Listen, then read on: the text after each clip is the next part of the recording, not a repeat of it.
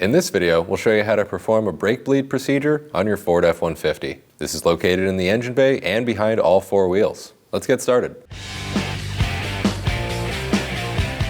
Before opening the master cylinder, we're going to clean it down with a little bit of brake parts cleaner and wipe down the area. That way we don't get any debris in our master cylinder. We can remove the cap. And we're going to remove as much fluid as we can from the master cylinder before starting our bleed procedure.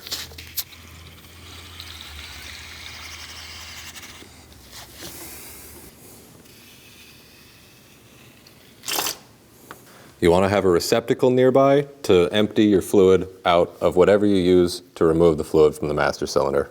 Now that we've emptied our master cylinder of the old fluid, we'll put some new fluid in. We'll fill it right up to the max line. And we'll put the top back on the master cylinder. Now we can start bleeding our brakes. We'll start at the right rear of the vehicle, followed by the left rear, followed by the passenger front, and finishing off with the driver's front. We'll be using an 11mm wrench, and it's good to use a receptacle with a hose to catch any of the fluid. I have an assistant in the vehicle, and I'll have them pump the brakes.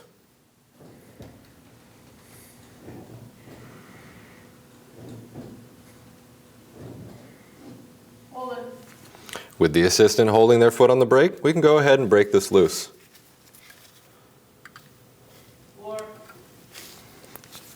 And tighten that back down and have them pump the brakes again.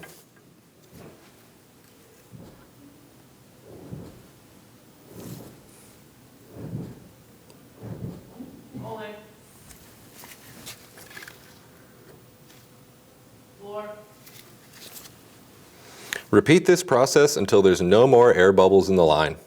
We can remove our hose from the bleeder screw and remove our wrench.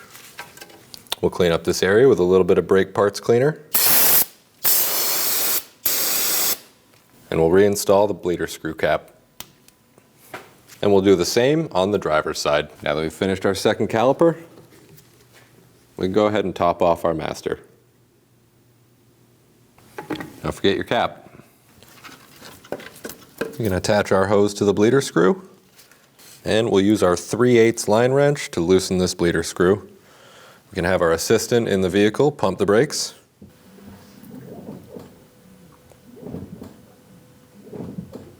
Holding.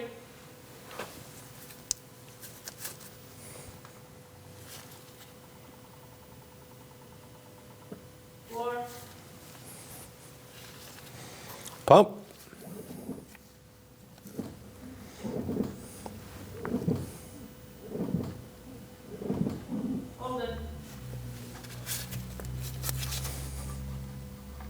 We'll repeat this process until there's no more air bubbles in the line. We can remove our hose.